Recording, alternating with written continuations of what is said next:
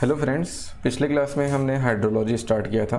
तो हाइड्रोलॉजी में हमने क्या क्या पढ़ा था। सबसे पहले हाइड्रोलॉजी में हमने एक बार रिवाइज कर लेते हैं, उसके बाद आगे जाएंगे।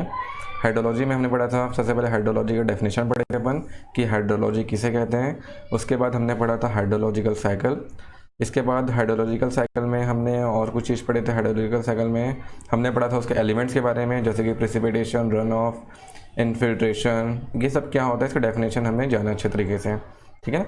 इसके बाद हमने जाना प्रेसिपिटेशन एक्चुअल में होता क्या है, प्रेसिपिटेशन कितने टाइप्स के हमारे जगह हो सकते हैं। जैसे कि आप देख सकते हैं यहाँ पे प्रेसिपिटेशन कितने टाइप के हो सकते हैं, जैसे कि साइक्लोनिक प्रेसिपिटेशन क्या होता है, कॉन्वेक्टिव प्रेसिपिटेशन, ओरोग्राफिक प्रेसिपिटेशन और precipitation due to turbulent ascent, ये सब क्या होता है, ये सब हमने देख चुके हैं। इसके बाद हमने डिस्कस किया था कि फॉर्म्स ऑफ प्रेसिपिटेशन, किन किन तरीक़ों से हमारा पानी ज़मीन पे आता है, चाहे वो आपका ड्रिजल के फॉर्म में हो, स्प्रे के फॉर्म में हो, चाहे वो आपका ड्रॉपलेट्स के फॉर्म में हो, चाहे वो ग्लेज, स्लेट या स्नो या आपका हेल के फॉर्म में हो। ये सब क्या है, पानी के प्रकार ही हैं, प्रेसिपिटेशन के ही प्रकार हैं। ठीक है। इसके बाद हमने देखा था थोड़ा सा ऐसे ही नॉर्मली टाइप का rainfall in India. Rainfall in India मतलब प्री मानसून कब होता है, मानसून कब है। ठीक है। विंटर रेनफॉल पीरियड कौन से माह में होता है, समर रेनफॉल कौन से पीरियड्स में होता है, ये सब हमने देखा था। इसके बाद हमने पढ़ा कि मेज़रमेंट ऑफ रेनफॉल, हम रेनफॉल होता है तो उसे मेज़रमेंट कैसे कर पाते हैं, इसके बारे में हमने बहुत अच्छे से जाना कि मेज़रमेंट ऑफ रेनफॉल हमने दो तरीके से कर पाते हैं। पहला होता है आपका नॉन रिकॉर्डिंग गेज और दूसरा होता है रिकॉर्डिंग गेज।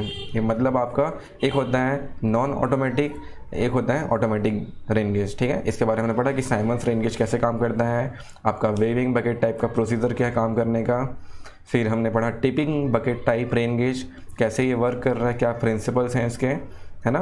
इसके बाद हमने पढ़ा कि फ्लोट टाइप रेन गेज क्या होता है। इसके बाद हमने पढ़ा था कि advantage of recording rain gauge क्या हो सकता है, उसका डिसएडवांटेज क्या है। अगर इसके एडवांटेज हैं तो उसके डिसएडवांटेज भी हैं, क्योंकि जो आपका रिकॉर्डिंग रेन गेजेस हैं ये ऑटोमेटिक काम कर रहे हैं। ऑटोमेटिक मतलब कुछ मशीनरी वर्क है, कुछ डिवाइसेस हैं, कुछ इलेक्ट्रिसिटी वहाँ पे दिया जा रहा है। अगर यही चीज़ कुछ बाधित हो जाता है तो इसको जो इसका जो डाटा है वो डाटा हमें नहीं मिल पाएगा और ये एक प्रकार का हमारे लिए बहुत नुकसान वाली बात हो सकती है। ठीक है। इसके बाद पहली की बात ये रिकॉर्डिंग गेज था, रिकॉर्डिंग आपको महंगा आता है। ठीक है। तो ये सब इससे कुछ डिसएडवांटेजेस थे। ठीक है। तो यहाँ तक हमने पढ़ चुका है। इसके बाद नेक्स्ट टॉपिक जो है हमारा कि हमें जो रेन गेज लगाना है वो कैसे लगाना है। कैसे लगाना है मतलब कितने एरिया में कितना रेन गेज लगाना है, ये हमें अभी अच्छे से जानना है। ठीक है। जैसे कि आपका 100 किलोमीटर स्क्वायर का एरिया है, उस 100 किलोमीटर स्क्वायर के एरिया में हमें कितना रेन गेज लगाना चाहिए कि हमको यही चीज़ जानना है। ठीक है। कि आपको कितने कितने एरिया में कितना कितना रेन गेज लगाना है ज़मीन के हिसाब से। ज़मीन के हिसाब से मतलब अगर आपका प्लेन सरफेस है, फ्लैट एरिया है, फ्लैट एरिया में आपका रेन गेज की संख्या क्या होगी और आपका टोपोग्राफिकल क्षेत्र में, जैसे कि आपका होता है पहाड़ी एरिया हो गया, जंगल वाले एरिया हो गए, ठीक है, तो वैसे क्षेत्र में कितने रेन गेज हम लगा सकते हैं उसके बारे में हमें यहाँ पे जानेंगे। ठीक है। तो अब यहाँ पे आप देख सकते हैं रेन गेज नेटवर्क लिखा हुआ है। ठीक है। यहाँ पे लिखा हुआ है रेन गेज नेटवर्क। ठीक है। इसी बारे में बोला था रेन गेज नेटवर्क मतलब हमको कितने एरिया में कितना गेजेस लगाना है, कितना रेन गेज हमें लगाना है वो यहाँ पे चल जाएगा। ठीक है। मिनिमम हम कितना लगा सकते हैं और टॉलरेबल यहाँ पे कितना लगा सकते हैं वो चीज़ यहाँ पे दिया हुआ है। तो सीधा आप यहाँ पे बॉक्स में देखेंगे। ठीक है। यहाँ बॉक्स में देखेंगे रीजन 1 में लिखा हुआ है फ्लैट रीजन और temperate Mediterranean and tropical zones. ठीक है। ये आपको जो फ्लैट रीजन होता है, मैक्सिमम फ्लैट रीजन में अपन किस टाइप का रेन गेज लगाते हैं, 600 से 900 किलोमीटर स्क्वायर में एक रेन गेज लगाते हैं। ठीक है। अगर आपका 600 से 900 किलोमीटर का कोई स्क्वायर का किलोमीटर स्क्वायर का कोई क्षेत्र होगा, कुछ एरिया होगा, तो वहाँ हम कितना रेन गेज लगाएंगे, एक रेन गेज लगाएंगे। कहाँ पे, फ्लैट रीजन के लिए। ठीक है। इसके बाद इसमें टॉलरेबल कितना है, इसमें अपन और कितना कम कर सकते हैं। ठीक है। तो हम लोग यहाँ पे कम कर सकते हैं 9000 से 3000 किलोमीटर स्क्वायर के एरिया में एक गेज लगा सकते हैं। लेकिन आपको मैं ये बता रहा हूँ जितना ज़्यादा नंबर ऑफ गेजेस लगेंगे उतनी अच्छी वैल्यू आएगी हमारे पास। ठीक है। हम अभी नेक्स्ट टॉपिक वही पढ़ने वाले हैं कि हम हमारे एरिया में अगर हमारे पास 5 रेन गेज लगे हुए हैं तो टोटल रेनफॉल डाटा अपन कैसा निकालेंगे उसके बारे में हम अभी डिस्कस करने वाले हैं। ठीक है। तो यहीं पर वो चीज़ लिखा हुआ है, यहाँ पर हम लोग जो इंडिया में जो यूज़ करते हैं, इंडिया में हम लोग मिनिमम रेन गेज यूज़ करते हैं। ठीक है। तो मिनिमम रेन गेज यूज़ करने के कारण हमें एकदम एग्जैक्ट डाटा नहीं मिल पाता है कि एक्चुअल में कितना वर्षा हुआ है और कितना नहीं हुआ है, ठीक है। तो इसलिए लेकिन इंडिया में क्या है, यहाँ पे कम कम लगाते हैं। आपका जो बाकी क्षेत्र है जो बाहर है, इंडिया के बाहर वाले एरिया में बहुत बढ़िया, बहुत ही ज़्यादा रेन गेज लगाते हैं, उससे उनका डाटा भी एकदम बेहतरीन मिलता है। तो यहाँ पे आप देख सकते हैं फ्लैट रीजन जो होता है, फ्लैट रीजन में आपको कितना लगाना है, एक गेज लगाना है 6 से 900 किलोमीटर स्क्वायर मिनिमम, ठीक है। इससे अपन टॉलरेट कर सकते हैं, जैसे कि कुछ इसमें अगर हमारे पास रेन गेज की कमी है तो टॉलरेट करेंगे 900 से 3000 किलोमीटर स्क्वायर में एक रेन गेज लगाएंगे।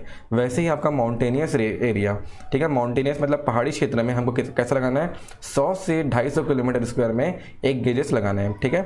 और इसको टॉलरेट करेंगे, अगर हमारे पास गेज की कमी है तो अपन क्या करेंगे, 250 से 1000 किलोमीटर स्क्वायर के एरिया में एक गेज लगाएंगे, ठीक है। इसके बाद आपका एरिड और पोलार जोन, मतलब आपका जो रेगिस्तान होता है और रेगिस्तान बर्फीला जगह होता है, ठीक है। रेगिस्तान या बर्फीले जगह पे अपन कितना गेज लगा सकते हैं, मतलब 1500 से 10,000 किलोमीटर करके अंतर्गत एक गेज लगा सकते हैं। यहाँ पे बहुत बड़ा ही रेंज दिया हुआ है, क्यों, क्योंकि उस क्षेत्र में पानी गिरता ही नहीं है मैक्सिमम, ठीक है। जैसे कि आपका रेगिस्तान हो गया, रेगिस्तान में पानी तो गिरता नहीं है, लेकिन आपका जो बर्फीला इलाका हो गया, बर्फीला इलाका में स्नो गिरता है, तो स्नो की वैल्यू पर निकाल सकते हैं कितना स्नो, कितना थिकनेस का स्नो वहाँ पे गिरा है, ठीक है। तो ये था आपका क्या, रेन गेज नेटवर्क। ये हमें कौन दे रहा है, वर्ल्ड मेट्रोलॉजिकल ऑर्गेनाइजेशन इसको प्रोवाइड करता है, ठीक है, वर्ल्ड मेट्रोलॉजिकल ऑर्गेनाइजेशन। तो ये था आपका क्या, रेन गेज नेटवर्क। इसके बाद हम जानेंगे कि किसी एरिया पे कितना रेन गेज लगाना चाहिए मिनिमम, ठीक है। मिनिमम और मैक्सिमम हम कितना रेन गेज लगा सकते हैं, मतलब ये है कि हमको नंबर्स ऑफ रेन गेज कैसे निकालते हैं किसी एरिया का, वो हमें जानना है। तो नंबर्स ऑफ रेन गेज निकालने का एक छोटा सा फॉर्मूला होता है, फॉर्मूला ये है आपके पास, n = CV divided by P का होल स्क्वायर, ठीक है। n = क्या होता है, CV डिवाइडेड बाई P का होल स्क्वायर। तो यहाँ पे n क्या है, नंबर्स ऑफ रेन गेजेस हैं, CV क्या है, कोफिशिएंट ऑफ वेरिएशन, P क्या है, desired precipitation in that area, ठीक है। यहाँ तक अपन देख सकते हैं। P4 क्या है, desired degree of error in estimating rainfall. ये सब हमको दिया रहेगा, हमको बस क्या निकालना है, यहाँ पे आपका नंबर्स ऑफ रेन गेज निकालना है। सारी वैल्यू आपको क्वेश्चन में दी रहेगी, क्वेश्चन में दिया रहेगा तो हमको क्या निकालना है, बस ओनली आपको नंबर्स ऑफ रेन गेज निकालना है, ठीक है। इसके बाद देखते हैं, ठीक है। तो कोफिशिएंट आपका n की वैल्यू क्या होती है, numbers of rain gauge value CV divided by P का होल स्क्वायर। तो यहाँ पे जो P लिखा है इसे आप E भी लिख सकते हैं, क्योंकि वो एक प्रकार का एरर है। एरर की परसेंटेज आपको दिया रहेगा, अपन सिंपल डाटा रखेंगे और हमको वैल्यू मिल जाएगा। तो CV इक्वल टू क्या होता है, कोफिशिएंट ऑफ वेरिएशन। तो कोफिशिएंट ऑफ वेरिएशन अगर हमको डायरेक्ट दे दिया है क्वेश्चन पे, तो हम क्या करेंगे, CV की वैल्यू रखेंगे, डिवाइड बाई अपन एरर करेंगे, का स्क्वायर मारेंगे, तो आपका नंबर्स ऑफ रेन गेज आ जाएगा। लेकिन अगर हमें CV की वैल्यू मतलब कोफिशिएंट ऑफ वेरिएशन की वैल्यू एग्जैक्ट नहीं दिया गया है, कुछ और वैल्यू दिया गया है, तो हम उसे कैसे निकाल सकते हैं। यहाँ पे आप देख सकते हैं, coefficient of variation equal to SX divided by x का बार इंटू 100। तो यहाँ पे जो SX है वो है आपका स्टैंडर्ड डेविएशन, एंड x बार जो है mean of rainfall values of existing value, ठीक है। तो एक क्वेश्चन अपन देखते हैं, क्वेश्चन यहाँ पे देख सकते हैं आप, एक बार आप लोग देखिए क्वेश्चन को कि कैसे अपन बना सकते हैं। तो यहाँ पे क्वेश्चन दिख रहा होगा, a catchment has 5 rain gauge station in a year, the annual rainfall recorded by the gauges are 78.8 centimetre, 90.2 centimetre, 98.6 centimetre, 102.4 centimetre और 70.4 सेंटीमीटर। ये क्या है, आपका जो रेन गेज जो आपका जो नापा है, कितना वर्षा हुई है, वो ये वैल्यू दी गई है कि सेंटीमीटर में 5 रेन गेजेस हैं टोटल। 5 रेन गेजेस में आपका कितनी वैल्यू यहाँ पे आई है सेंटीमीटर में, वो यहाँ पे दिया हुआ है। उसके बाद यहाँ पे दिया है for 6% error in the estimation of mean rainfall. 6% error मतलब जो P था वहाँ पे ऊपर में, P को मैं बता रहा हूँ, आप वहाँ पे E भी लिख सकते हैं। E लिखेंगे तो ज़्यादा आसान पड़ेगा, ठीक है, क्योंकि एरर का 6 E को अपन एरर से डिनोट कर सकते हैं, ठीक है। तो यहाँ पे 6% एरर दे दिया, हमको निकालना क्या है, determine the additional number of rain gauges needed. Actual में अभी आप देख सकते हैं यहाँ पे हमको क्या मिल रहा है, यहाँ पे एक कितनी वैल्यू है, यहाँ पे रेन गेजेस की वैल्यू कितनी दी गई है, आप गिनो यहाँ पे 1 2 3 4 5, मतलब समझ सकते हैं नॉर्मली कि 5 रेन गेजेस तो हैं जो वैल्यू दे रहे हैं, लेकिन एडिशनल क्या लगने वाला है, एडिशनल रेन गेज कितना लगेगा वो हमें निकालना है। तो एडिशनल रेन गेज निकालने के लिए हमको क्या निकालना पड़ेगा, नंबर्स ऑफ रेन गेजेस यहाँ पे निकालना पड़ेंगे। अगर अपन नंबर्स ऑफ रेन गेजेस निकाल पाते हैं तो हम क्या निकाल लेंगे, एडिशनल रेन गेजेस भी निकाल लेंगे। तो सबसे पहले यहाँ पे हमारा जो फॉर्मूला था क्या था, CVN = CV divided by P। तो CV की वैल्यू क्या है आपकी, standard deviation divided by x bar. x बार मतलब होता है मीन रेनफॉल, मतलब आपका सिंपल एवरेजेस निकालने हैं, ठीक है। तो यहाँ पे आप देख सकते हैं x बार मतलब क्या है, मीन है, तो मीन की वैल्यू पर कैसे निकालेंगे, सिंपल एवरेज। जितने भी आपको डाटा दिए हुए हैं प्रेसिपिटेशन के ठीक है, उससे आप क्या करेंगे, प्लस करेंगे और डिवाइड बाई 5 कर देंगे, क्योंकि 5 वैल्यू है तो अपन 5 से डिवाइड करेंगे तो आपका यहाँ पे मीन या एवरेज आ जाएगा। ठीक है, इसके बाद आपको स्टैंडर्ड डेविएशन निकालना है। तो स्टैंडर्ड डेविएशन का फॉर्मूला यहाँ पे दिया हो गया है। स्टैंडर्ड डेविएशन इक्वल टू क्या होता है, आपका summation of X I minus X bar का whole square divide by n minus 1। तो यहाँ इस तरीके से अपन क्या कर सकते हैं, यहाँ पे आपका स्टैंडर्ड डेविएशन निकाल सकते हैं। जो एक्स आई है वो डिफरेंट वैल्यूज़ हैं। ठीक है, तो आपको 78.8 हो गया एक पॉइंट के लिए, फिर 78.8 को अपन 88.08 से माइनस करेंगे का होल स्क्वायर। ऐसा करते करते सारे वैल्यू को अपन यहाँ पे पुट करना है। फिर आपकी क्या आएगी, यहाँ पे एस एक्स की वैल्यू आ जाएगी। जब आपको एस एक्स की वैल्यू चल जाएगी पता 13.41 आ रही है यहाँ पे, तो अपन क्या करेंगे, सी वी की वैल्यू निकाल लेंगे। ठीक है, सी वी की वैल्यू क्या होती है, एस एक्स मतलब standard deviation divide by mean into 100। तो यहाँ से आपका सी वी आ जाएगा, कोफिशिएंट ऑफ वेरिएशन आ जाएगा। फिर अपन यहाँ से क्या कर सकते हैं, नंबर्स ऑफ रेन गेजेस निकाल सकते हैं, जो कि होता है सी वी डिवाइड बाई पी का होल स्क्वायर। मैं क्या बोला आपको, यहाँ पे आप पी की जगह ई लिख सकते हैं, सी वी डिवाइडेड बाई ई का होल स्क्वायर करेंगे तो यहाँ पे क्या आ जाएगा आपका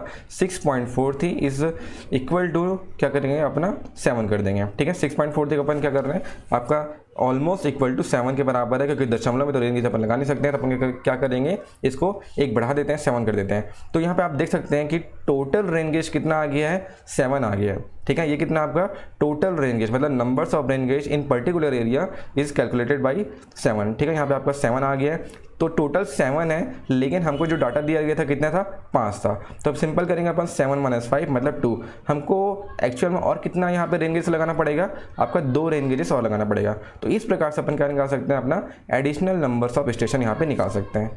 ठीक है, ये था आपका सिंपल एक, अगर हमको आता है कि नंबर्स ऑफ रेन गेज निकालना है किसी पर्टिकुलर एरिया में, तो अपन इस प्रकार से हमारा निकाल सकते हैं आपका रेन गेज की संख्या। ये थोड़ा हैवी टाइप क्वेश्चन है, नॉर्मली क्वेश्चन आएगा उसमें आपको सीवी की वैल्यू डायरेक्ट दे दी रहेगी, कोफिशिएंट ऑफ वेरिएशन दे दिया रहता है, कोफिशिएंट ऑफ वेरिएशन दे दिया है, एरर दे दिया है। सिर्फ हमको फॉर्मूला में पुट करना है, क्या पुट करना है, सीवी डिवाइडेड बाई पी या सीवी डिवाइडेड बाई ई का होल स्क्वायर। ठीक है, तो इस प्रकार से अपन क्या निकाल सकते हैं, नंबर्स ऑफ रेन गेजेस निकाल सकते हैं। ठीक है, इसके बाद जो हमारा नेक्स्ट फॉर्मूला वाला क्वेश्चन है, अभी हम क्या निकालें, नंबर ऑफ रेन गेजेस निकालें। इसके बाद जो नेक्स्ट क्वेश्चन रहेगा हमारा वो किसके ऊपर रहेगा, estimation of missing rainfall data. Estimation of missing rainfall data मतलब ये है कि किसी पर्टिकुलर एरिया में, जैसे कि आपका रायपुर एरिया में, रायपुर जोन में 10 रेन गेजेस लगे हुए हैं। कितने लगे हुए हैं, 10 रेन गेज मतलब 10 डिवाइस लगे हुए हैं, जो कि हमको रेनफॉल का डाटा इकट्ठा करके हमें बताते हैं। तो हम उसके बारे में फिर अपन बाद में बता सकते हैं कि टोटल यहाँ पर रेनफॉल कितना हुआ है।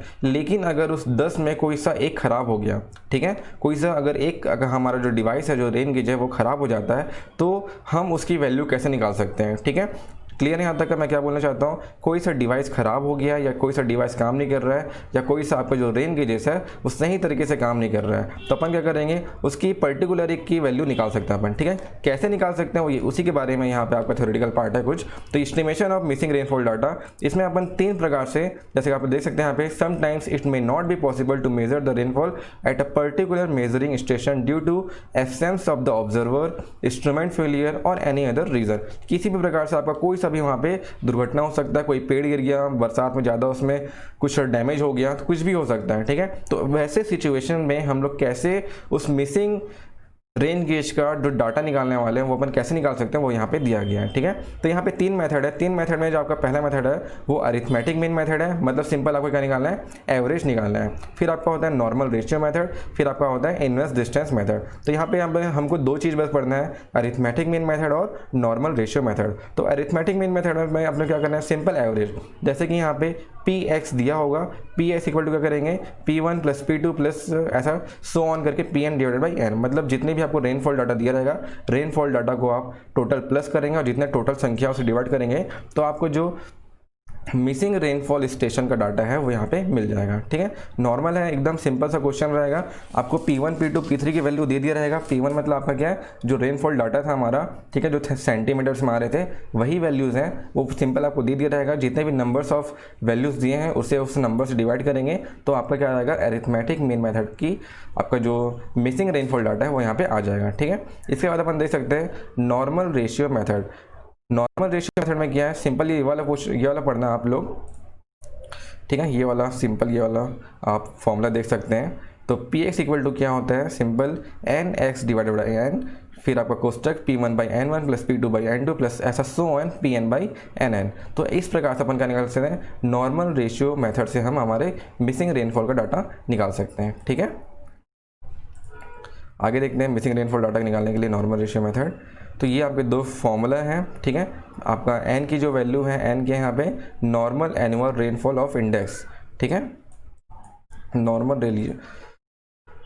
Normal annual rainfall of index station या normal annual rainfall of missing station. ठीक है, एन के है numbers of index station, P K है आपका सेंटीमीटर में जो भी वैल्यू दी रहेगी आप लोग को, जो रेनफॉल डाटा है एक्चुअल में वही आपकी वैल्यू रहेगी, P1 P2 P3 जो भी नंबर्स ऑफ वैल्यू दिए रहेंगे। ठीक है, तो यहाँ पे आपका दो मेथड हमको पढ़ना है, कौन कौन, अरिथमेटिक मीन मेथड और नॉर्मल रेशियो मेथड। क्लियर है, इसका एग्जाम्पल देख लेते हैं। एग्जाम्पल देखते हैं किस प्रकार से क्वेश्चन आएंगे। ठीक है, जैसे कि आपको यहाँ पे क्वेश्चन दिया हुआ है, अ water shade has 4 rain gauge station A B C and D during a storm, rain gauge station A was in operative, मतलब जो आपका जो A स्टेशन है, रेन गेज स्टेशन A था, वो काम नहीं कर रहा है, ऑपरेट नहीं कर पा रहा है। ठीक है, will station B C D surrounding station A recorded rainfall of 48 mm, 51 mm and 45 mm। मतलब ये क्या दिया हुआ है, रेनफॉल डाटा दिया गया है किसका, B C D का, A का नहीं दिया गया है। A का नहीं दिया मतलब कैसे समझे अपन, क्योंकि ए तो काम ही नहीं कर रहा है, तो ए का डाटा कैसे दिया रहेगा, तो हमको क्या दिया है, बी सी डी का डाटा दिया गया है 48, 51, 45 यहाँ पे दे दिया हुआ है।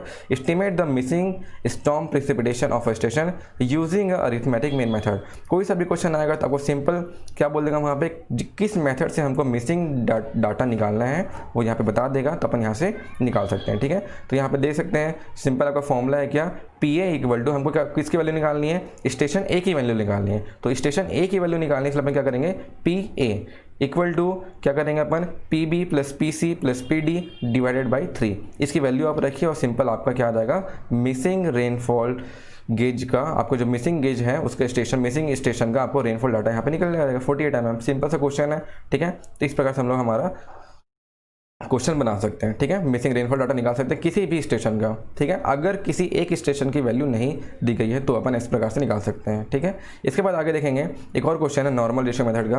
अब precipitation station x was in operative, मतलब आपका जो स्टेशन एक्स है वो काम नहीं कर रहा है, तो कितने स्टेशन काम कर रहे हैं देखते हैं। For some time during will a storm occurred, इसके बाद the storm totals at 3 station A, B, C surrounding X were respectively 6.60, 4.80 and 3.70 centimetre. ठीक है, यहाँ पे आपका स्टॉर्म टोटल्स दे दिया गया हुआ है। इसके बाद normal annual precipitation amount at station X, A, B, C are respectively 60.56, 72.6, 51.8 and 38.2 centimetre. Estimate the storm precipitation for station X। यहाँ पे आपको दो डाटा दिया गया, आपको सिंपल समझ जाना है क्या, यहाँ पे नॉर्मल रेशियो मेथड का यूज़ करना पड़ेगा, क्योंकि अगर सिंपल प्रेसिपिटेशन की वैल्यू देता, रेनफॉल डाटा हमको देता, तो अपन कैसे निकाल सकते थे, अरिथमेटिक मीन से निकाल सकते थे। लेकिन यहाँ पे क्या है, आपको दो डाटा दिया गया हुआ है, हमको निकालना है क्या, प्रेसिपिटेशन की वैल्यू निकालनी है, रेनफॉल डाटा निकालना है किसके लिए, एक्स के लिए। ठीक है, देखते हैं।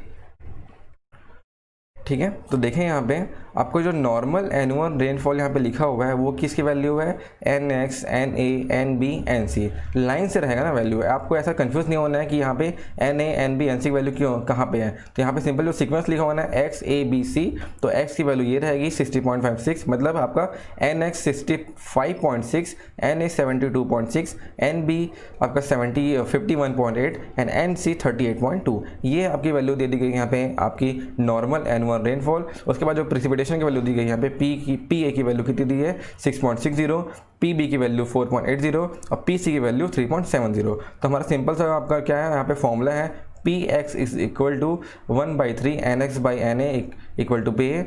हम लोग हमारा जो फॉर्मूला था, हम लोग क्या किया था उसमें एन एक्स को बाहर निकाल दो। सिंपल क्या करेंगे, एन एक्स को बाहर कर दो, क्योंकि एन एक्स सब में कॉमन है, तो अपन क्या करेंगे एन एक्स को बाहर निकाल लेंगे। तो क्या हो जाएगा यहाँ पे, आप यहाँ पे आपका फॉर्मूला देखें, यहाँ पे N X divided by N, इस कोष्टक में फिर P1/N1 plus P2/N2 plus Pn/Nn, मतलब P3/N3। हमारे पास क्या है, वही 1 में वहाँ पे A सेक्शन है। ठीक है, PA/NA, PB/NB, फिर PC/NC। इस प्रकार से आपको यहाँ पे दिख रहा होगा। सिंपल वैल्यू रखेंगे और आपको आपकी वैल्यू मिल जाएगी। तो हमको निकाल यहाँ से अपन क्या निकालें सिंपल तरीके से, सिर्फ आपको फॉर्मूला याद रखना है, बाकी क्वेश्चन बहुत ही ईजी आता है, सिर्फ आपको वहाँ पुट करना है और पुट करने से आपका आंसर यहाँ पे आ जाएगा। ठीक है, तो पी एस की वैल्यू आ गई आपकी 6.11 सेंटीमीटर। ठीक है, तो यहाँ पे आपको जो मिसिंग स्टेशन था वो पी एक्स था और उसकी वैल्यू कितनी आ गई यहाँ पे 6.11 सेंटीमीटर। तो ये अपन निकाल लिए क्या, किसी स्टेशन का कोई डाटा मिसिंग है तो उसे हम इस तरीके से निकाल सकते हैं। ठीक है, अब अपन पढ़ेंगे किसी पर्टिकुलर एरिया में किस तरह से रेनफॉल डाटा निकाल सकते हैं। ठीक है, टोटल रेनफॉल डाटा निकाल सकते हैं, देखते हैं उसके बारे में। ठीक है, देखते हैं।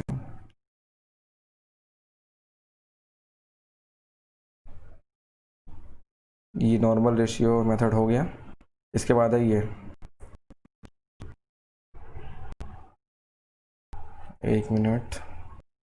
ठीक है, अब हमें क्या निकालना है, हमें निकालना है कि उस किसी भी एरिया में टोटल रेनफॉल कितना हुआ है। ठीक है, क्या निकालना है हमें, टोटल रेनफॉल कितना हुआ है। जैसे कि मैंने आपको एग्जांपल दे रहा था कि रायपुर में अगर 10 रेन गेजेस लगे हैं तो उस 10 रेन गेजेस का वैल्यू को हम कैसे पुट करेंगे तो हमें टोटल रेनफॉल रायपुर का निकाल पाएंगे। ठीक है, तो इसी प्रकार से अपन यहाँ पे देखते हैं, यहाँ पे 4 प्रकार दिए गए हैं, उसमें हमें 3 ही पढ़ना है। कौन कौन सा, अरिथमेटिक एवरेज मेथड यहाँ पे दिख रहा होगा, हमको क्या करना है, computation of average rainfall over a basin. तो यहाँ पे आप देख सकते हैं पहला जो मेथड है वो अरिथमेटिक एवरेज मेथड है, दूसरा है थाइसन पॉलीगन मेथड, तीसरा है आइसोहाइटल मेथड। ठीक है, तो ये 3 मेथड है, 3 मेथड का क्वेश्चन एग्जाम में आ सकता है, चाहे वो आपका सिंपल हमारा CSP2 एग्जाम हो, चाहे आपका स्टेट का कोई सा भी एग्जाम में इस टाइप का क्वेश्चन जरूर पूछता है। ठीक है, हाइड्रोलॉजी से, हाइड्रोलॉजी पूरा का पूरा एक सब्जेक्ट है, क्या है, पूरा इंजीनियरिंग हाइड्रोलॉजी सब्जेक्ट है, बहुत ही बड़ा सब्जेक्ट है ये। ठीक है, लेकिन यहाँ पे कुछ टॉपिक मैं आपको बता रहा हूँ जो हमें ज़रूरी है, जो एग्जाम पॉइंट्स ऑफ व्यू के लिए बहुत इंपॉर्टेंट है। ठीक है, तो यहाँ पे आप देख सकते हैं हमको यहाँ पे रेनफॉल डाटा निकालना है, हमें एवरेज रेनफॉल डाटा निकालना है। यहाँ पे 3 मेथड से अपन निकाल सकते हैं, कौन कौन सा, arithmetic average method, Thyssen polygon method और आइसोहाइटल मेथड। तो यहाँ पे 3 मेथड है, तो 3 मेथड में आपको जो पहला मेथड है हमारा arithmetic average method. Arithmetic average method पहले जैसे अपन अरिथमेटिक मीन मेथड पढ़े ऊपर का, सेम टू सेम वैसे, जैसे आप यहाँ पे देख सकते हैं अरिथमेटिक मीन मेथड जैसे अपन एवरेज निकालते हैं सेम टू सेम वैसे ही अपन यहाँ पे करने वाले हैं। अरिथमेटिक एवरेज मेथड में आप देख सकते हैं P average is equal to P1 + P2 + P3 so N divided by n। ठीक है, इतना सिंपल सा आपका फॉर्मूला है अरिथमेटिक एवरेज मेथड का। क्वेश्चन आएगा, क्वेश्चन में आपको स्टेशन दे दिया रहेगा, मतलब प्रेसिपिटेशन की वैल्यू दे दी रहेगी, आपको बोलेगा कि अरिथमेटिक एवरेज मेथड से उस एरिया का एवरेज रेनफॉल डाटा आप निकाल के बताइए। ठीक है, ऐसा बता देगा आपको, फिर आपको निकालना है। जैसे कि नीचे क्वेश्चन दिख रहा है आप लोगों को, छोटा सा आपको सिंपल सा क्वेश्चन दिख रहा होगा टेबल पे, जैसे कि एक क्वेश्चन में दे दिया है स्टेशन 1, मतलब स्टेशन 1 की जो वैल्यू है प्रेसिपिटेशन की कितनी है 12.6, स्टेशन 2 की 18.8, आपका स्टेशन 3 14.8, स्टेशन 4 10.4 एंड स्टेशन 5 16.2। ये हमको दे दिया है P1 P2 P3 P4 P5 की वैल्यू दे दी गई है, और हमको बोल रहा है क्या कि अरिथमेटिक मीन मेथड या अरिथमेटिक एवरेज मेथड्स के द्वारा आप रेनफॉल डाटा निकाल के दिखाइए। ठीक है, मतलब एवरेज रेनफॉल डाटा निकालना। तो सिंपल क्या करना है, इसको प्लस करेंगे सब कुछ, आपको 12.8 ऐसा प्लस किए, प्लस करने के बाद इससे अपन किससे डिवाइड करेंगे, 5 से डिवाइड करेंगे तो आपका कितना आ जाएगा 14.6 mm। मतलब इस एरिया में जो ये एरिया बताया गया है यहाँ पे, जहाँ पे आपका 5 रेन गेजेस लगे हैं, उस एरिया में एवरेज रेनफॉल कितना हुआ है वहाँ पे 14.6 mm वहाँ पे एवरेज प्रेसिपिटेशन हुआ है। ठीक है, तो इस प्रकार से अपन एवरेज अरिथमेटिक एवरेज मेथड का यूज़ कर सकते हैं। इसके बाद जो नेक्स्ट मेथड है आपका थाइसन पॉलीगन मेथड। ठीक है, थाइसन पॉलीगन मेथड का आपको मैं सीधा फॉर्मूला दिखाता हूँ। तो सिंपल फॉर्मूला याद रखना है, अरिथमेटिक एवरेज मेथड कैसे कर रहे हैं अपन। अरिथमेटिक एवरेज में आपको सिंपल आपको क्या दे दिया रहेगा, प्रेसिपिटेशन की वैल्यू दे दी रहेगी, अपन वैसे वहाँ पे प्रेसिपिटेशन की वैल्यू रखेंगे, एवरेज निकालेंगे, हमारा आंसर आ जाएगा। ठीक है, इसके बाद आपका जो थाइसन पॉलीगन मेथड है, थाइसन पॉलीगन मेथड सबसे अच्छा मेथड बोल सकते हैं, क्योंकि इसकी जो वैल्यूज़ रहती है बहुत ही एग्जैक्ट निकल पाती है। ठीक है, जो अपन एवरेज निकाल रहे हैं वो एवरेज है, एग्जैक्ट वैल्यू नहीं है। ठीक है, लेकिन अपन थाइसन पॉलीगन मेथड से जो एवरेज वैल्यू निकालते हैं, इसकी वैल्यू बहुत हद तक अच्छी निकलती है, बहुत अच्छे तक एकदम एग्जैक्ट निकल पाती है। ठीक है, तो उसी बारे में थ्योरेटिकल पार्ट लिखा हुआ है, the arithmetic average method is most approximate method since rainfall varies in intensity and duration from place to place. ठीक है, hence rainfall recorded by each rain gauge station should be weighed according to the area it is assume to be represent. ठीक है, तो यहाँ पे Thyssen polygon method जो है आपका बहुत ही अच्छा अप्रोक्सीमेट मेथड है, मोस्ट अप्रोक्सीमेट मेथड है, मोस्ट एवरेज वैल्यू यहाँ पे दे पाता है। इसका अपन फॉर्मूला देखते हैं। थाइसन पॉलीगन मेथड, इसमें करना ये है जहाँ जहाँ पर आपका स्टेशन जो गेजेस लगे हुए रहेंगे उस गेजेस को आपको जोड़ देना है। ठीक है, जैसे कि आपको 5 एरिया दिख रहा है। ठीक है, 1 एरिया, 2 एरिया, 3 एरिया, 4 एरिया दिख रहे हैं। तो यहाँ पे 4 एरिया में यहाँ पे आपका रेन गेज लगा हुआ है। ए रेन गेज यहाँ पे लिखा हुआ है, फिर बी रेन गेज यहाँ पे लगा हुआ है, सी यहाँ पे और डी यहाँ पर। तो यहाँ पे आप देख सकते हैं इस प्रकार से आपका रेन गेज लगा हुआ है। इस रेन गेज में आपको करना क्या है, फिर आपको करना है इस स्टेशन को जोड़ देना है ऐसा।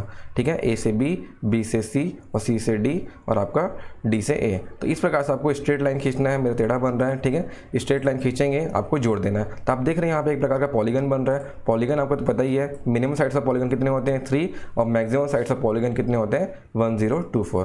तो यहाँ पे जैसे कि आपको एक पॉलीगन बनाना है, पॉलीगन थाइसन मेथड में आपको क्या करना है, जितने भी स्टेशन आपकी ज़मीन में लगे हैं, आपके एरिया में लगे हैं, उसे आपको जोड़ना है। इस प्रकार से आपका एक पॉलीगन बन जाएगा। ठीक है, इसके बाद आपका पॉलीगन एवरेज, जो थाइसन पॉलीगन मेथड से जो अपन एवरेज वैल्यू निकालते हैं वो है आपका P average is equal to A1 P1 plus A2 P2 plus A3 P3 as so on divided by area, total area. ठीक है, A1 plus A2 plus A3 plus AN। ठीक है, ऐसा जितना भी एरिया हमको दिया रहेगा हम इस प्रकार से हमारा वैल्यू निकाल सकते हैं। क्लियर है। इसके बाद आप देख सकते हैं यहाँ पे पी एवरेज का शॉर्ट फॉर्म में लिखा है summation of A into P divided by summation of A।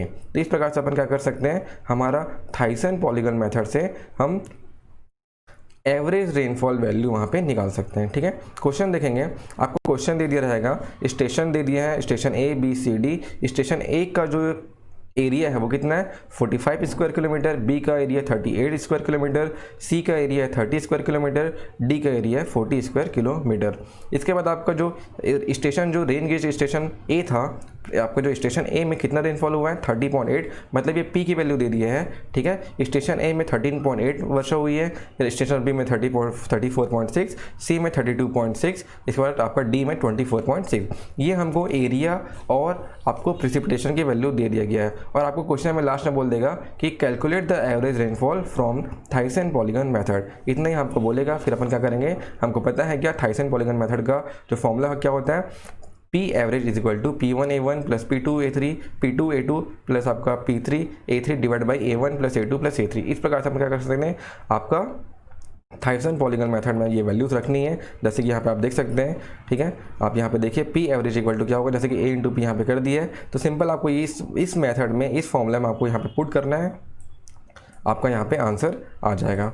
ठीक है, बस आपको ये वैल्यू यहाँ पे रखनी है, P1 की वैल्यू, A1 की वैल्यू, P2 की वैल्यू, A2 की वैल्यू, ऐसा आप रखेंगे तो आपको P एवरेज यहाँ पे आराम से निकल जाएगा। ठीक है, जैसे कि आपको 13.5 mm आ रहा है। P मतलब उस पूरे क्षेत्र में, जब आपको ये क्षेत्र दिख रहा है इतना बड़ा, जो ABC एरिया में बांट दिया गया है, इस पूरे क्षेत्र में एवरेज रेनफॉल कितना हुआ है, एवरेज प्रिसिपिटेशन कितना हुआ है 13.5 mm प्रिसिपिटेशन हुआ है। ठीक है, तो ऐसे हम बता सकते हैं किसी भी एरिया में एवरेज प्रिसिपिटेशन कितना हुआ है। हमेशा आप जो बताया जाता है, जैसे न्यूज़ में पढ़ते हैं, वो हमेशा क्या लिखाता है, प्रिसिपिटेशन की वैल्यू किस में रहती है, एवरेज रहती है। क्योंकि किसी, जैसे पूरे रायपुर में एक रेन गेज नहीं लगा रहे हैं अपन, पूरे रायपुर में कितने गेजेस लगे, नंबर्स ऑफ रेन गेजेस लगे हैं। ठीक है, फिर जब उसके कैलकुलेट करेंगे तो हमको एवरेज ही निकालना पड़ेगा। एवरेज कैसे निकाल सकते हैं आपका, या तो arithmetic mean method, arithmetic average method से आप एवरेज निकाल सकते हैं, या तो आप थाइसन पॉलीगन मेथड से आप निकाल सकते हैं। ठीक है, लेकिन अपन किससे निकालेंगे, थाइसन पॉलीगन मेथड से निकालेंगे। क्यों, क्योंकि थाइसन पॉलीगन मेथड का जो वैल्यू है मोस्टली अप्रॉक्सीमेट होता है। ठीक है, सबसे करीबी वैल्यू यही दे पाता है हमको, तो हमने इसी का यूज़ करेंगे जब भी हमको अगर निकालना होगा। इसके बाद आपका जो नेक्स्ट मेथड आपका आइसोहाइटल मेथड है। ठीक है, आइसोहाइटल मेथड में क्या होता है, अब देखेंगे। आइसोहाइटल मेथड का अपन सीधा फॉर्मूला में आते हैं। जैसे कि आपको दिख रहा है, ये डायग्राम कुछ इस तरीके से बनाना है। आपका एक पूरा एरिया है, इस पूरे एरिया में जो लाइनिंग दिख रही है ना आपको, 10 वाली लाइन, 11 लाइन, 12, 13, 14, ये रेन गेज वाली लाइन है। ठीक है, ये कौन सी वाली लाइन है, रेन गेज। मतलब इस एरिया में रेन गेज लगा हुआ है, इस एरिया में रेन गेज लगा हुआ है, इस 12 वाले एरिया में रेन गेज लगा हुआ है, 13 वाले रेन गेज लगा हुआ है, 14 में आपका रेन गेजेस लगे हुए हैं। ठीक है, इसके बाद आगे तो यहाँ पे पहले अपन थोड़ा सा आइसोहाइट का, जो आइसोहाइट हमारा मेथड है उसका थोड़िकल पार्ट आपको दिखाता हूँ। ये आपका थाइसन पॉलीगन मेथड से भी अच्छा मेथड है, ठीक है। आपका सबसे बेकार मेथड कौन सा है, बेकार में अपन अरिथमेटिक एवरेज में आएंगे, उससे अच्छा क्या है आपका थाइसन पॉलीगन मेथड है। और थाइसन पॉलीगन मेथड से भी अच्छा कौन सा मेथड आपका आइसोहाइटल मेथड है। तो आइसोहाइटल मेथड में क्या होता है, the basic assumption in the Thiessen polygon method is that rain gauge station best represent the area which is close to it, however this is may not be valid. मतलब आपका जो यहाँ पे क्या दिया हुआ है, थाइसन पॉलीगन मेथड कब काम करता है, जब आपको आपका एरिया एग्जैक्ट एरिया पता होगा तभी आप वहाँ पे कर सकते हैं, ठीक है। अगर एग्जैक्ट एरिया हमको नहीं पता है कि आपका जो रेन गेज स्टेशन ए है वो कितने एरिया में लगा हुआ है, ये अगर नहीं दिया तो अपन नहीं निकाल पाएंगे, ठीक है। तो अपन कैसे करेंगे, मिसिंग रेनफॉल डाटा से अपन उस एरिया का वैल्यू निकालेंगे, तब अपन यहाँ पे आपका एवरेज रेनफॉल निकाल पाएंगे, ठीक है। तो वो थोड़ा लॉन्ग प्रेस हो जाता है, तो यहीं पे वो चीज़ बोल रहा है, दिस में नॉट ऑलवेज बी वैलिड। आगे देखते हैं, especially when the rainfall is controlled by topography or result from intense convection, the isohydral method is the most elaborate and accurate in such a condition। अगर जैसे कि आपका topographical area जंगल वंगल area है, ठीक है, पहाड़ी वाड़ी वाला एरिया है, उस एरिया में अपन मैक्सिमम कौन सा यूज़ करते हैं, आइसोहाइडल मेथड का यूज़ करते हैं। तो यहाँ पे एक टर्म यूज़ हो रहा है आइसोहाइड, ठीक है। आइसोहाइडल में एक टर्म यूज़ हो रहा है आपका आइसोहाइड। तो आइसोहाइड किसे बोलते हैं, ये क्वेश्चन आपके ऑब्जेक्टिव क्वेश्चन पे आता है, ठीक है। आइसोहाइड क्या होता है, जो सेम डाटा, जो सेम रेनफॉल डाटा है, जैसे कि इस एरिया में आपका 10.5 हुआ है, फिर इस एरिया में 10.5 हुआ है, 10.5 mm प्रेसिपिटेशन हुआ है, फिर इस एरिया में 10.5, ऐसा करके इसको जोड़ेंगे अपन, ठीक है। जो भी आपका सेम रेनफॉल डाटा है उसे आप जोड़ोगे तो इसी को अपन का कौन सा लाइन बोलते हैं, आइसोहाइड लाइन बोलते हैं। क्लियर यहाँ तक का मतलब, जो सेम रेनफॉल डाटा को अगर आप जोड़ोगे, लाइन बनाओगे, तो उसे अपन क्या बोलते हैं, आइसोहाइड लाइन बोलते हैं। तो वही चीज़ यहाँ पे लिखा हुआ है, an isohyet line is a line on a rainfall map of the basin joining the place of equal rainfall recording, ठीक है। तो यहाँ पे आप देख सकते हैं कि जो आपको जो 10 वाली लाइन है ये प्रिसिपिटेशन की वैल्यू है, ठीक है, आइसोहाइड की वैल्यू है, ठीक है। तो यहाँ पे आपको जो 10 है ये लाइन में लगातार आपकी वैल्यू क्या आई है, 10 आई है, ठीक है। ये 11 है, यहाँ पे लगातार आपकी वैल्यू क्या आ रही है, यहाँ पे रेनफॉल जो डाटा है वहाँ का 11 आ रहा है, 12 में 12 आ रहा है, 13 में 13 आ रहा है, 14 में 14 आ रहा है, ठीक है। तो ये आपका क्या, आपका आइसोहाइड लाइन है जो कि सेम रेनफॉल डाटा को रिप्रेजेंट करता है, ठीक है। आगे देखते हैं इसका जो फॉर्मूला है, फॉर्मूला आप यहाँ पे देख सकते हैं, पी एवरेज इक्वल टू क्या होता है, summation of A into P1 plus P2 divided by 2 divided by summation of A. तो यहाँ पे आप देख सकते हैं, जैसे कि मैं आपको बताता हूँ, यहाँ पे अगर आपके पास एरिया 1 है, आप यहाँ पे ध्यान सुनो, इसको मैं लंबा करके बता रहा हूँ, और यहाँ पे शॉर्ट में है, तो यहाँ पे आपका पी एवरेज इक्वल टू क्या होगा, A1 into P1 plus P2 divided by 2, फिर यहाँ पे प्लस करेंगे, फिर A2 P2 plus P3 divided by 2, फिर A3 P3 plus P4 divided by 2, ऐसा ये इंक्रीज होते जाएगा, ठीक है। इस प्रकार से अपन क्या करेंगे, हमारी वैल्यूज लिखेंगे। क्लियर है यहाँ तक का। यहाँ पे मैं क्या बोला, A1 into P1 plus P2 divided by 2 plus A2 P2 plus P3 divided by 2, फिर आप क्या करेंगे, A3 P3 plus P4 divided by 2, फिर डिवाइडेड बाई टोटल डिवाइडेड में क्या आ जाएगा, समेशन ऑफ ए, मतलब A1 plus A2 plus A3 वहाँ पे आ जाएगा। यहाँ पे शॉर्ट में दे दिया गया है, मैं आपको लॉन्ग रूट में यहाँ पे बता दिया, ठीक है। जैसे कि अगर आप यहाँ पे क्वेश्चन देखते हैं, क्वेश्चन में यहाँ पे आपको पी एवरेज का यहाँ फॉर्मूला चल गया पता, इसके बाद क्वेश्चन में देखते हैं हम लोग, ये आपका फॉर्मूला चल गया पता, ठीक है। इसको आगे भी मैं करके बता दिया आपको कि आगे इसको बड़ा करेंगे तो बड़े करने पर किस प्रकार से आपको चलेगा पता। इसके बाद आगे देखते हैं, आपके पास जैसे कि एक आइसोहाइड्स मेथड का एक क्वेश्चन आ जाता है, उसमें आइसोहाइड्स की वैल्यू दी गई है, ठीक है, 9, 10, 11, 12, 13, 14, 15, ठीक है, ये आइसोहाइड्स की वैल्यू दी गई है। इसके बाद आपका मतलब ये P1 P2 है ना, आइसोहाइड्स क्या है, सेम आइसोहाइड लाइन क्या होती है, सेम रेनफॉल डाटा को जो रिप्रेजेंट करती है, सेम रेनफॉल डाटा से जो अपन लाइन बनाया है उसे अपन क्या बोलते हैं, आइसोहाइड्स बोलते हैं, है ना। ऊपर यही लिखा था और हमने आपको भी यही बताया कि जितने भी आपका सेम रेनफॉल डाटा की जो वैल्यू है, जो सेम रेनफॉल डाटा दिया गया है, उस लाइन को आप जोड़ोगे तो उसको अपन क्या बोलते हैं, आइसोहाइड लाइन बोलते हैं, ठीक है। तो यहाँ पे देख सकते हैं, जैसे कि जो यहाँ पे आइसोहाइड्स की कितने वैल्यू है, 9, 10, 11, 12, 13, 14, 15, नंबरिंग नहीं है ये, ठीक है। कोई भी मत समझना कि 9, 10, 11, 12 नंबर लिखा हुआ है, क्या ये प्रिसिपिटेशन की वैल्यू है, उस एरिया में रेनफॉल डाटा की वैल्यू है ये, ठीक है। इसके बाद आपको उस एरिया का क्या दे दिया है, आपको एरिया दे दिया गया है, उस जो गेजेस लगे हुए हैं उस गेजेस के एरिया दे दिया गया है कि 22 है, 80 है, 150 है, 98 है, 78 और 16 है, ये आपको एरिया दे दिया गया है, ठीक है। इसके बाद आपका एवरेज प्रिसिपिटेशन निकालना है, तो एवरेज प्रिसिपिटेशन कैसे निकालेंगे, तो यहाँ पर देख सकते हैं 9 किसी वैल्यू है P1, फिर आपका 10 P2, 11 P3, 12 P4, 13 P 5 और आपका 14 क्या है, P6 है, ठीक है, फिर आपका ये 7 है। इस प्रकार से आपकी जो वैल्यू है इसी को अपन क्या करेंगे, आपको बस डिवाइड करना है, क्या P1 plus P2 divided by 2, 9/10, 9 plus 10 divided by 2 करोगे तो कितना आएगा, 9.5 आएगा, ठीक है। 10 प्लस 11 डिवाइडेड बाई 2 तो 10.5, 11 प्लस 12 डिवाइडेड बाई 2 तो 11.5, फिर आपका 13 प्लस 14 डिवाइड बाई 2 करोगे तो 13.5। तो ऐसा आपको क्या निकालना है यहाँ पे 1/2 P1 प्लस P2 यहाँ पे फॉर्मूला यहाँ पे पुटअप करना है और ये आपको वैल्यूज़ निकालनी है इसकी, ठीक है। एवरेज यहाँ पे प्रिसिपिटेशन अपन निकाल रहे हैं, ठीक है। इसके बाद आपका जो ये वाली वैल्यू पर निकल गया तो आपको सेम मतलब ये जो फॉर्मूला है ना, फॉर्मूला में पुट करना और कुछ नहीं करना है, ठीक है। यहाँ पर आपको एरिया पता है, A1 A2 A3 A4 ऐसा पता हुआ है, तो यहाँ पे किस सिंपल क्या करेंगे, A1 into P1 plus P2 divided by 2 plus करोगे यहाँ पे, ठीक है। यहाँ पे क्या करोगे आप लोग, प्लस करोगे, यहाँ पे प्लस करना, फिर क्या करेंगे यहाँ पे A2 की वैल्यू रहेगी, ठीक है, A2 रहेगा, फिर आपका क्या रहेगा P2 plus P3 divided by 2 रहेगा, ठीक है। ऐसा करते करते अपन क्या करेंगे, पूरा आपका करेंगे A3 करेंगे, फिर A3 में क्या रहेगा, A3 ब्रैकेट में करेगा P3 plus P4 divided by 2, फिर आपका ऐसा पूरा करेंगे, फिर डिवाइडेड बाई क्या करेंगे लास्ट में समेशन ऑफ एरिया मतलब A1 plus A2 plus A3 plus A4 जितना भी आपको एरिया दिया गया है इसकी वैल्यू यहाँ पे आप रखिए और आपको यहाँ पे आंसर आ जाएगा, ठीक है। तो इस प्रकार से अपन क्या निकाल सकते हैं, आपका आइसोहाइटल मेथड से हम क्या निकाल सकते हैं, आपका rainfall data, average rainfall data हम लोग यहाँ पे निकाल सकते हैं, ठीक है। ये था आपका फॉर्मूला बेस्ड क्वेश्चन थे, ठीक है। तो इस प्रकार से जो भी क्वेश्चन आता है हमारे एग्जाम में तो इस प्रकार से अपन क्या बना सकते हैं, उसका आंसर निकाल सकते हैं, ठीक है। तो आज के लिए इतना ही करते हैं, नेक्स्ट क्लास से अपन क्या पढ़ेंगे आगे का, इसमें हाइड्रोलॉजी में और भी कुछ चीज़ बाकी है उसको अपन कवर करेंगे, ठीक है।